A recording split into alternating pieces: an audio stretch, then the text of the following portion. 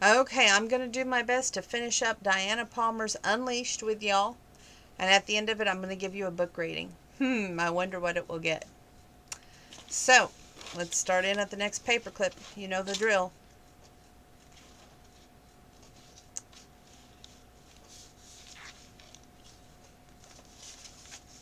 On page 278, Brenda called Eb Scott and told me where you were. He said simply, Clancy was very upset she couldn't reach you. Clancy was very upset. Okay. She phoned the Martins and they told her where you were going. Smart lady, he added. She figured it all out. Smart indeed, Coulter had to agree. He felt warm inside that Clancy had been upset enough to send the troops in. Might I mention that while I'm available for weddings, Jake said in a low whisper. Coulter laughed. I'll keep you in mind. I think that's going to be the next thing on my agenda. Meanwhile, thanks for the backup. Anytime. Page 280. But before her mind could torture her any more, Banks wrapped her up in strong, warm arms and just stood there rocking her. Morris, she whispered into his chest. Dead, he said quietly. She lifted her head and looked into his pale silver eyes that were tormented. Dead? He had Jack Blair and me at gunpoint. His men had dug a single grave, and he was at the point of killing us. Chet Billings blew him away, not a minute too soon, I might add. God bless Chet Billings, she said fervently. He hugged her close again. It had been a tragic day, almost a fatal one. He thought about dying many times in his life, but this truly was the closest he ever come. The thought of never seeing Clancy again had flashed through his mind, while Morris taunted him with Jake Blair. He knew that Jake was thinking about his daughter, Carly, and his new grandchild that he may never see again. Nothing looked like as big as a barrel of a gun when it was pointed right at you. He could still feel the fear. He hated it. He hated his own helplessness against it. At the same time, he mourned for Morris. The boy, with the right parents, might have turned out totally different. It was a damn shame. We better go tell Tad, Clancy said, drawing back. I'm sorry that Morris was the way he was, she added quietly. Except for what happened today, Tad and I might be the ones dead. Yes, Coulter replied. His chest rose and fell deeply. He was the sort of a fog from the standoff. We found your grandfather, he added gently. Morris had buried him underneath the planks at the altar at the old church. Tears stung her eyes. She'd been expecting it for 5 years, but during that same time she still had hope that her grandfather had just lost his memory, that he had been carried off for somewhere and hadn't found his way home. They were illogical hopes, but she kept on going. Now she had proof that he was really dead. It was so unfair. He had been a kind, gentle man. Why? She asked. Why? She moaned aloud. Coulter dried her tears with a handkerchief. Nobody understands why criminals do such horrible things. Hundreds, thousands of books have been written about motivations, DNA, upbringing, but in the end it's mostly a mystery, even to the people in the criminal justice system who have dealt with it for years. My grandfather was such a good man, she choked. He hugged her close in his strong, warm arms and rocked her in the silence of the front porch, broken only by the distant lowing of cows and sniffing sounds the horses made in the nearby corral. A minute later the front door flew open and Brenda and Tad came out. Mr. Banks, he exclaimed, you're okay. He ran to the big man to picked up and hugged, and Tad held on for dear life. Brenda hugged him too and stood back with Clancy, sighing with relief. Tad's eyes were red. They said that you went after Morris. Are you sure you're okay? He added, fighting tears as he pulled back enough to see the tall man's face. I'm okay, he smiled. The boy's affection was obvious. It made him feel good. The way Clancy was looking. 281, 280, 281, 282. At him felt good, too. He drew in a steady breath. It was going to be all right. Everything was going to be all right. There was no way to identify Deputy Sheriff Dalton Reed's body except for the forensic archaeologist. There was one in San Antonio who showed up at the crime lab in the time for the autopsy. Coulter was there along as well as Alice Mayfield Fowler, the head criminologist in the forensic unit. Did you know him? Said Alice. Hold on a second. Computer's acting up. Okay, there we go. Did you know him? Alice asked as they proceeded. Yes, Coulter said. Not well, but I heard him play the guitar at the retirement dinner for some time years ago. His granddaughter Clancy has the same skill. She plays classical guitar. Your sister Brenda noted that on her Facebook page, Alice mused. She and Clancy could give you a run for your money. She really could, Coulter said, but I play country. Guitar is guitar, she said. Not at all. The guitar I play has steel strings. Clancy's has nylon. The playing styles are different as well. Alice said. Her eyes were delicate work on the forensic archaeologist she was doing. How long had the body been missing? The archaeologist, Din Mitchell by name, Ask as he worked. 5 years more or less, Coulter told him. Explains the desiccation, he murmured. He moved aside a piece of parchment-like tissue to reveal a large hole right where the victim's heart was.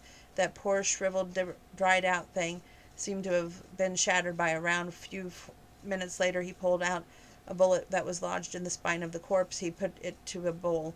Coulter studied it. Well, we'll need ballistics on that, but I know it's a .45 slug when I see one. Unless I miss my guess, he was shot by his own antique Colt .45. We found it with his body. That would be a good guess, the other man replied. At least death was most likely instantaneous. That might be some comfort to his surviving family. I'll make sure they know, Coulter replied solemnly. Clancy and Tad have been staying with you and Brenda, Alice remarked. Yes, he felt a pang in his heart. They'll have to go back to work and school now that the danger is past. They'll miss you, I'm sure, she said, eyeing him covertly. He drew in a sad breath. I'll miss them too, he said. That was page 282 and 283. I guess we're going to continue at 283. He loaded them up and took them back to the house. That would be Clancy's now. Since Morris, the legal owner, was dead, he hated leaving them there. The danger was past, and Morris's 2 cohorts were in jail with accessories to attempted murder. But they wouldn't be getting out any time soon. In fact, they were singing like birds to Daryl Tarley, whose own life had been under death threats by Morris. Tarley would prosecute the case and also give him a load of free publicity as he ran for DA. I don't like leaving you here, Coulter told Clancy as they walked through the house. Good God, what a mess. It was. There were stains on the floor, even on the walls. The beds had been slept in and sheets not changed for God knows how long. There were cigarette butts and whiskey bottles and remains of what looked like bongs all over the place. It just needs a little cleaning, honest, she told Coulter. Her heart was breaking at having to be away from him. She'd 284, 285. Gotten used to him being around. This really hurt. He had been going to take them horseback riding. Instead, Morse had died, and Coulter, Reverend Blair had almost died. It was a sad, solemn day. We'll have to bury Morris and my grandfather, she added, almost choking on the thought of the old man's last minutes. I'll help you with that. We don't need to do it today, right? She nodded. No, not today, but we'll have the next weekend to get everything put to rights here. Check the fridge and cupboards and see what you need. I'll run to the store before I leave, he said. She drew in a steadying breath. That's very kind of you. Tad had gone exploring. He came back subdued with shining eyes. Morris got a new Xbox One and games for it. I guess those are ours now, huh? He asked. Indeed they are, Coulter said, smiling at the boy. My room's a mess. It stinks of something sweet and nasty. Coulter went with him and took a whiff. He made a face. Marijuana, he concluded. Open the windows and air it out. I'll get some air freshener while I'm at the store. We should call the Martins also, Clancy said. I want to know how they are and let them know we're home again. Good idea. Make me a list for the store, he added. Okay, she went and found a pencil and paper, trying not to think of how empty her life was going to be without Coulter in it. Just a little while ago she thought how they were surely heading for something permanent, but now he was withdrawn and polite, barely even affectionate, except with Tad. She felt alone, terribly alone. She came back with a short list. That's all we need right now, she said. Pulled out a $20 bill and handed it to him. Oh, I pay my own way, she said with a forced smile. Okay? He managed to smile. He already missed her. Okay. He started for the door with his phone ring. He checked the caller ID and grimaced. Hello, Grace, he said. Why don't you come over and have supper with me, she asked softly. We can talk about old times. There's a nice little Italian restaurant about a block from here. I know the one. I'll meet you up out there about 6, or if you want me to come pick you up. I could use a ride, she confessed. Okay, I'll come and get you about 5:45. I've got a couple of chores to finish first. All right. There was a pause. Is that woman still living with you? Clancy and Tad were staying with Brenda and me at the ranch while her life was in danger, he bit off. Still, you know it looks bad, and with Brenda dressing the way she does. I'll see you in a little while, Grace. He hung up without waiting for her to speak. He didn't even look at Clancy as he went out the door. It was a good thing. Her heart was breaking, and it was very noticeable. He dropped off the groceries, and Clancy thanked him politely and said nothing else when he left. He got in his SUV and took a deep breath. That was 284, 285, 286. Distant with Clancy and Tad. They wouldn't understand. He'd probably given Clancy the idea that he didn't care. That wasn't it at all. He was going through some trauma. He and Jake had been standing beside Morris when Chet Billings shot him. It was disturbing in a lot of ways. Morris had looked so young, fragile, lying there on the ground in a pool of blood. Even though he'd been in the combat and seen many such wounds, it had worked on Coulter like acid. If Chet Billings hadn't made that shot, Coulter and Blair would be dead. If Coulter and Jake hadn't poked their noses into the church, Morris would still be alive. Sure, still to threaten Tad and Clancy and the assistant district attorney who sent him to jail. Coulter drew in a long breath. There were no easy answers in life, and now all he had to do is go have supper with Grace and listen to her rattle off her prejudices against his sister and Clancy. That wasn't going to end well. Well, at least it smells better, doesn't it? Clancy asked Tad, forcing a smile. She cleaned the room, sacked up the trash, and taking the trash outside, sprayed with Lysol, aired out the bedrooms and the living room despite the cold temperatures. It smells a lot better. It is our house now, Tad asked. She smiled. It is our house. She hugged her brother. We have to go have some sort of funeral for Granddaddy and Morris, she added quietly. It was hard to realize that her granddaddy was really dead after years of hoping that he might be alive somewhere with amnesia or something. Irrational hope, but hope nevertheless. I'm not sure if I can handle planning a funeral. We could ask Mr. Banks to help us, Tad suggested. Mr. Banks has done so much already. I hate to ask him to do anything else, she said, thinking about Coulter's date with Grace tonight and his coolness to herself. She picked up the phone and called Cal Hollister. Why the hell didn't you call me sooner? He asked, exasperated. I was busy. Lame excuse, he muttered. She grimaced. I know. Listen, I have to do something about funerals for Granddaddy and Morris. She paused. Granddaddy's body was really in bad shape, too. What do you want to do about him? She was thinking about the expenses. She hardly had any money coming in for the funerals and cost thousands of dollars. Cal and I can't afford big funerals, she confessed, standing on pride. I know that, he said gently. Why not have a simple memorial service for both of them? You can have the remains cremated and urned. If not, it's not expensive. You can go to the Lunford and they'll let you clear the dead over as much time as you need. She let out a breath. That's such a relief. I didn't know how to manage. Cal, call Lunford's, he suggested. They'll handle it. You're such a nice man, she said. There's a hesitation. Clancy, why didn't you call Coulter? She bit her lower lip. He's been cool since the shooting, she began. He's traumatized, he said, simply. He watched a man being killed in front of his eyes. Even for a lawman, that's hard, he sighed. I watched 2 of my own men blown away. That was 286, 287, 288. By an incredibly bomb in Africa some years ago. Men I worked with for a long time. I got drunk and couldn't lift my head for 3 days. Even if you don't pull the trigger, it's still traumatic. Oh, could it be that simple? On the other hand, he's going out with Grace tonight, she added heavily. Hollister knew about that old romance. He had his own issues with a woman he loved and pushed out of his life. A woman he still loved after all these years in between, despite what she'd done. If Banks loved Grace, there was nothing Clancy could do but accept it. Life happens, he said finally. She grimaced. Yes, life happens. Thanks for the advice. You're welcome. Still coming over for Thanksgiving next week, you bet. Thanks for the invite. I thought you'd probably be having it with Brenda and Coulter. Not much of that chance of that, she replied. He'll probably celebrate with Grace, she sighed. She still thinks Brenda is promiscuous because she wears short skirts and she was very livid that I was living with Coulter at his ranch, even though his sister was there. Some people take religious more literally than others. I guess. I go to church, but I still think we should live and let live.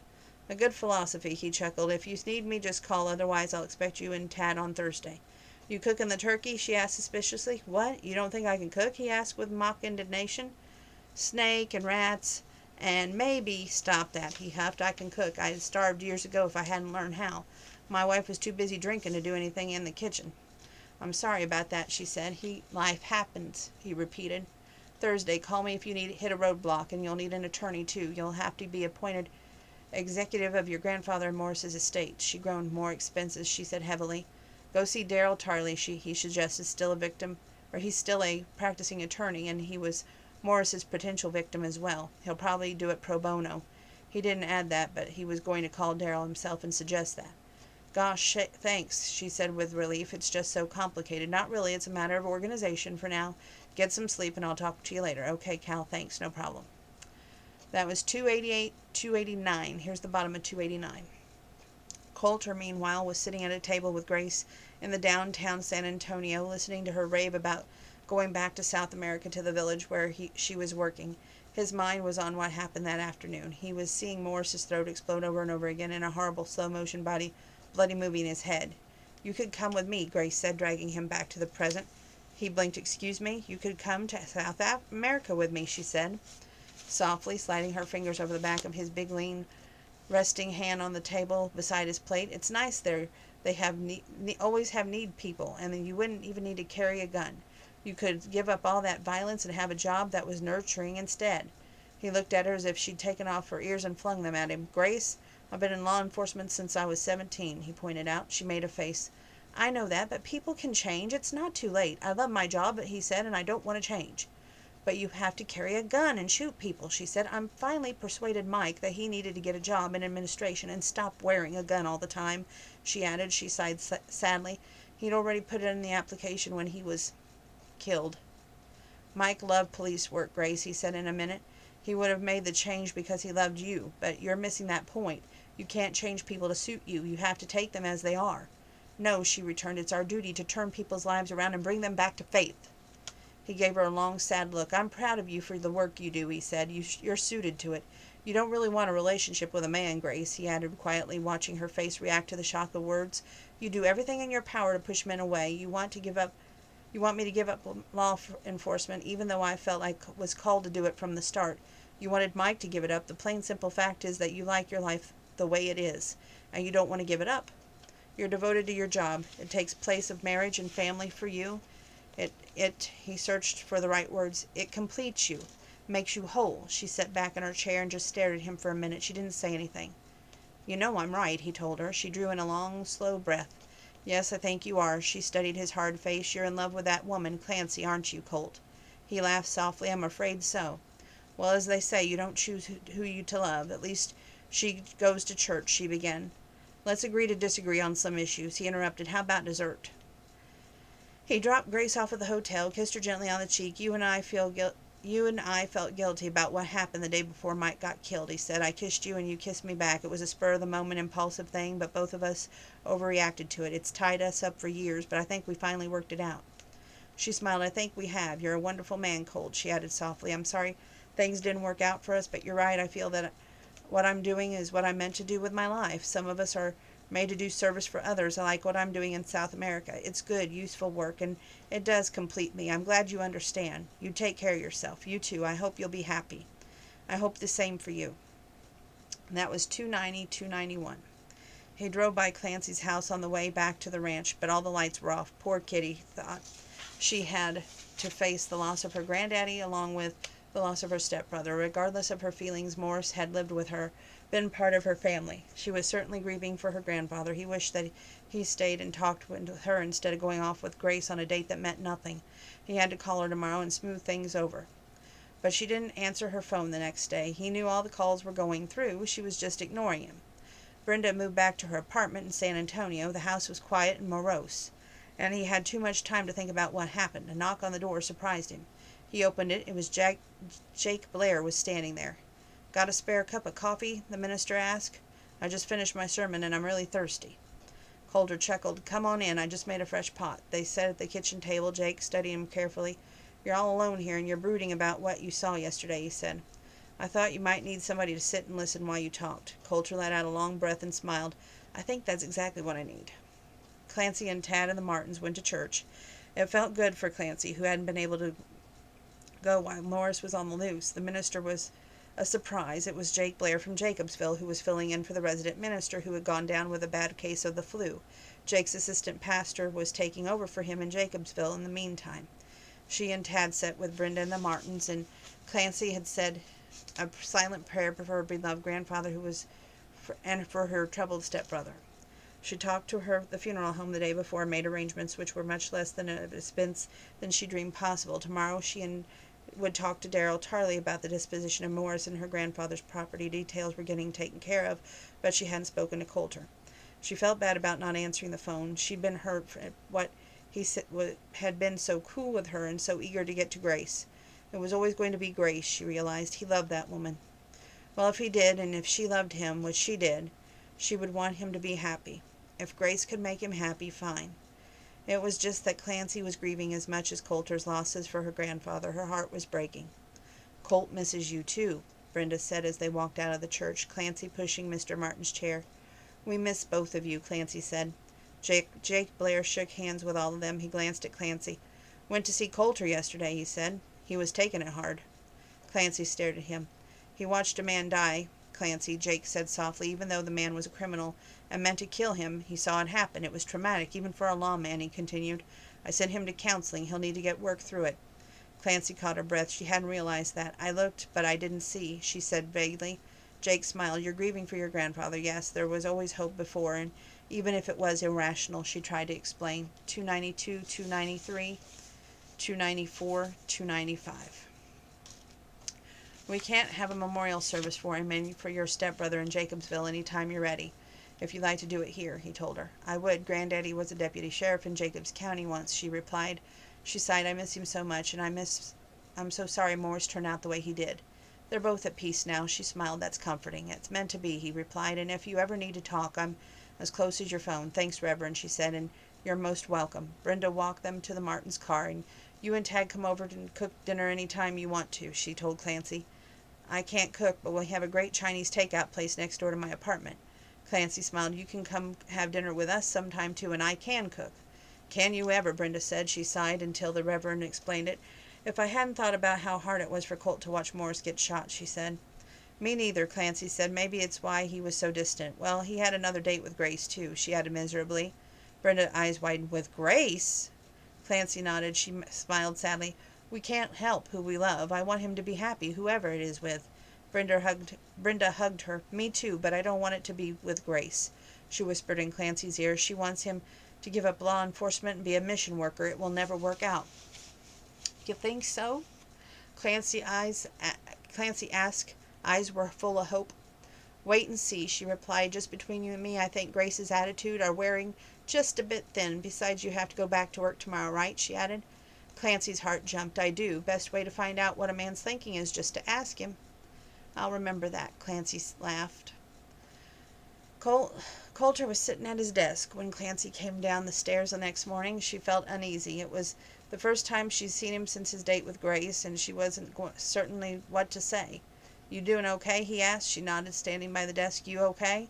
She replied. He sighed. I'm a little better. I'm going to go see a counselor today just to get a few things straight in my mind. I'm sorry. I didn't think about what it would be like to have watched Morris. Well, you know, she rambled off and flushed a little. It would have been worse if I had to pull the trigger, he grimaced. Billings is holed up in this apartment with 2/5 of bourbon and a bad attitude. He says he's going to stay drunk for a week and see if he can get the sight out of his mind. Odd man to be a sniper. He doesn't really have that temperament for it. Poor guy, she said. Does it help to remember that Morris and his friends would have killed you and Jake Blair without a second thought? She added, and which he'd have come after Tad and me? We'd all be dead. His black eyes searched her pale ones. It helps. 294, 295, 296, and 297. He said quietly, if I lost you, he bit the words back, and it was hard. She moved a step closer. Her heart raced. If you lost me, she prodded, holding her breath. He got to his feet, towering over her. He framed her face in his big, lean hands. All the color would go out of this world, Clancy, he said in a husky, deep tone, and I'd mourn you for the rest of my life, which frankly wouldn't be that long. I don't want to live in a world that doesn't contain you in it. Hot tears stung her eyes. You never... His mouth was warm and slow and hungry on her lips, stopping the words before they could get out. She didn't want to talk anyway. She reached up to him and lifted and kissed it to within an inch of her life. She held on, moaning softly as the kiss went into depths of feeling she never imagined. He groaned too, but he finally drew back. We have to work, he ground out. She nodded and reached up to kiss him again.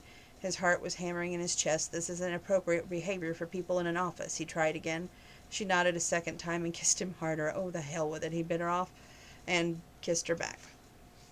Okay. Coulter invited her and Tad down to the ranch for Thanksgiving, adding that he would invite Cal Hollister too. Brenda was there, and also the Martins, who had been given a lift with Brenda.